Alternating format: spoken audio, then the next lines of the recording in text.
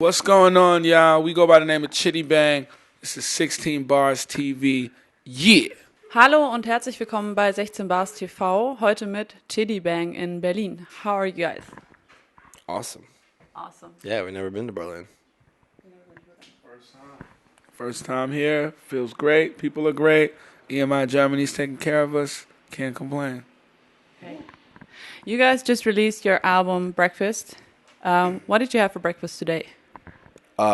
Today I had, while I was walking out of the hotel, I stole a croissant. I saw one on the corner. I just just ate it really quick. So you didn't really pay for it?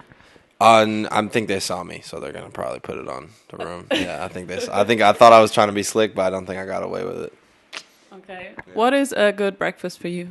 Me, man, I like the Eggs Benedict. He put me up on it when we were on the road. It's been my favorite since. Got the Canadian bacon, hollandaise. It's a good look. Toast. Orange juice. It's amazing. You are featured on a song called High with Wiz Khalifa on the album from Big Sean. Yeah. Do you like to wake and bake, or does the weed have to wake? Yeah, man. I mean, I'm heavy on it. You know what I'm saying? I really, really like wake and bake. And I feel like, smoking, that's my favorite time in the morning, like when I wake up. Start your day off, you know what I'm saying? Wake and bake, get in the shower. You could do anything. In the shower?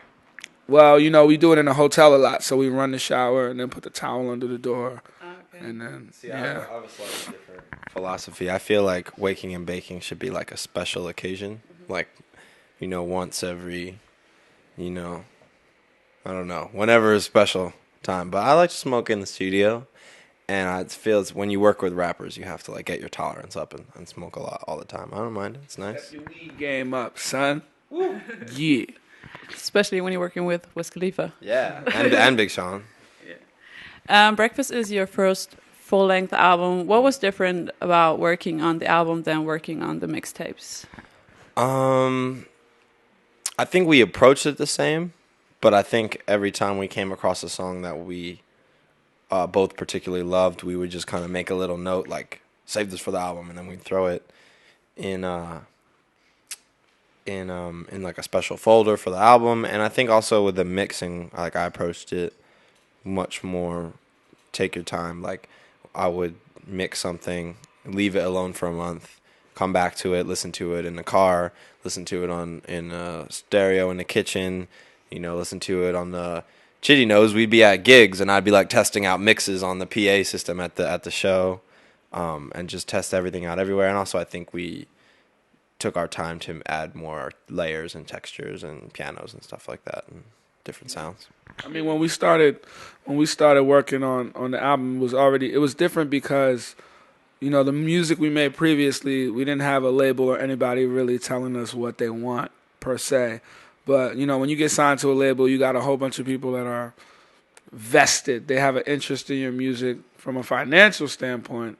And so, you got to make the music that they want to put out. If they don't like it, then they're not going to put it out. Can you tell us a little bit about the sound of the album?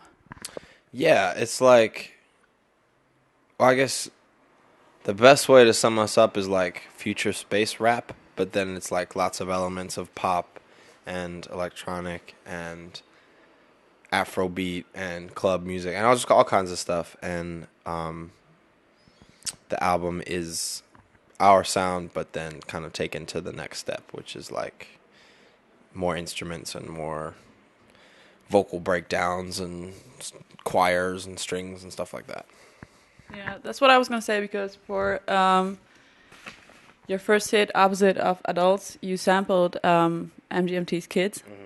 That is something that a lot of hip-hop producers would not dig, sounds from indie or electro or pop music. Where do these influences come from? For me, it was about growing up in Philadelphia and kind of when I was around 14, 15, 16 years old, Baltimore club music hit really hard in the city, and it was about taking whatever sample would get people out of their seats and chopping it up and putting weird drum breaks on it. And then I kind of took the same no rules approach that people were using with dance music, and I kind of was like, all right, why don't we try this with hip hop, and why don't we try it with rapping?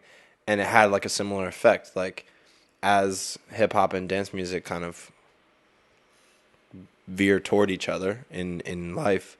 I just was gonna try new things, and I think we kind of get unfairly labeled sometimes, like, oh, you sample MGMT, you sample that. All right, that's like 3 songs. You know, we have like 100 songs, and there's lots of songs that don't use that. But for that one, it was definitely like for me anyway, it was like an experiment with energy, and it definitely worked.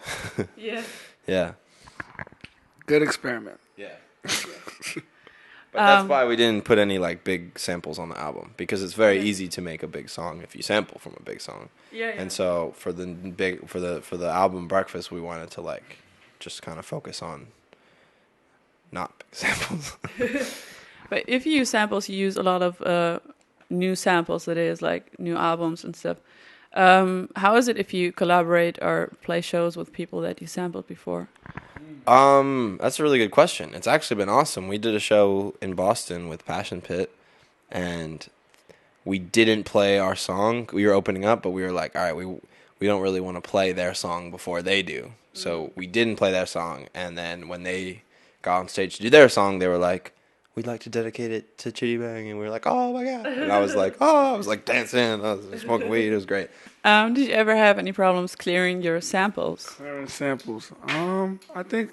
Oh yeah. On the last album, there was a song that never made it. There's a reason it's 14 tracks. It was a song called "By Your Side," and it sampled Coco Rosie. And for whatever reason, they weren't really messing with the song, and we tried. Maybe they just don't check their email, or they just, whatever the case was, they didn't clear the sample, so we couldn't put it on the album. But we released the song for free anyway, shot a dope video for it. We just kind of released the video. We didn't release the song. Yeah. Well, we shot a video for it, put the video out, got over 400,000 hits on YouTube. $500,000. So. You guys met in college, and there's a couple of, terms that are associated with not college rap, but like the term conscious rap or whatever. Are you okay with being labeled alternative hip hop or anything like that? Yes. Yeah, nothing wrong with alternative hip hop. I think we prefer that to like frat rap. People want to call us that. People want to nowadays, new music comes at such a fast pace that you almost need like a little description along with like just the music isn't good enough. It's like, oh, it's Chiddy Bang. They're like college rap, but kind of alternative. Everyone needs to find their own way to describe us. So alternative rap is cool. You've collaborated with artists like Black Thought, Q-Tip. That's what I was.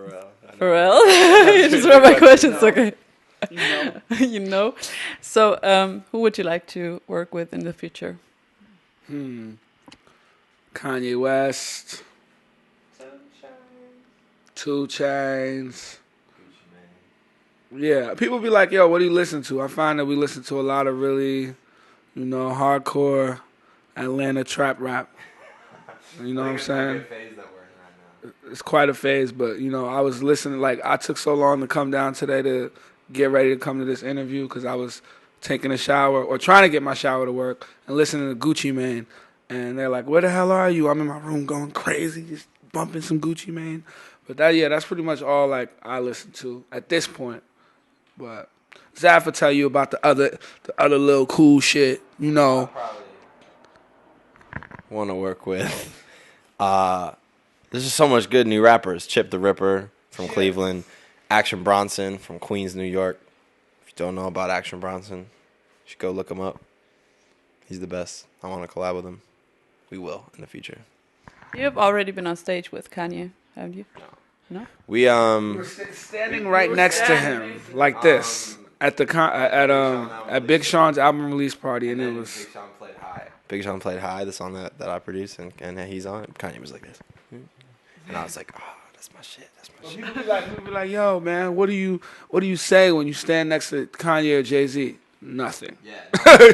You say nothing. Say anything because it's like I don't want to run up on them like, oh, yo, I'm Chiddy Bang, what's up? No. Right. I want to wait until my music is so powerful that they come to me. That's like, yo, let's do some more. And I'd be like, yeah, Kanye, of course. When that problems, I'll probably hug him and start crying. And cry, but, you know, until then, we play it cool. Okay. I heard a story that Keith Richard came into your studio Yes. and you smoked. Yeah, we did. It was we were finishing up the album in New York. We were like mixing the last couple of songs, and he just happened to be sharing the same studio with us. Decided to come in. He smelled the aromas. He decided to stop by. And the funny thing was that Chiddy didn't know who he was. I did, but Chiddy was just thought he was a groovy dude. And I think that's why he appreciated Chiddy so much, is because Chiddy was probably the first person in 40 years that didn't know who he was. You know, you're someone like Keith Richards. You're probably everywhere you go. You're used to nobody asking your name. Nobody being like, everyone being like, oh, Chiddy's just like, sup, dude? Take some spliff, you know? And I think he really, deep down, he appreciated it. About the record, the word Breakfast. record. No, the the world word record. record. The word record. Okay, yeah. You hold the word record for rapping. That is, The world record. let me read it. 9 hours, Yeah. 60 minutes, and 22 seconds. How was that? It was like 18 minutes, but it's cool. Who's counting anyway? But nah, it was straight. It was chill. A lot of people know about it. Yeah, my manager basically hit me up and was like, "Yo, we want to do something to sort of keep you out there in the eye of the people." Because at the time we hadn't put out any music, and he's like, it was like a dry Chiddy Bang season, so we needed to do something. And he's like, "Yo, do you want to attempt to break the Guinness World Record for longest freestyle?" And I was like, "Sure." "How long is it?" He was like, "Over 9 hours." I was like, "Fuck, it's a long time, but I'm gonna accept it as a challenge to myself." And I did it, and I won it. Last question. Breakfast is out now, so what's going on in the future? Man, we're gonna tour to support it. You know what I'm saying? Summertime, we're gonna do a U.S. tour. Hopefully we could do some festivals, European festivals. No, right now it's all about the album, obviously. All about that. And then goes to go on tour in the early summer, and then maybe post up in the month of August on a tropical island, do album number 2, come back in the fall, keep playing shows, turn in the album, get that second album going, live life, eat. I'm trying to do some more mixtapes though. Like, look out for some mixtape shit. Got a couple of ideas in my head, coming real soon now. Yeah. Germany, and I love the name of this. What is this? A publication magazine? 16 bars. 16 bars. Great name. I love it. The site. 16 bars. Good name. That's all you need. Every rapper. 16 bars, every rapper. And I'm not even a rapper, and I love it. Okay, guys. Thanks a lot. No doubt.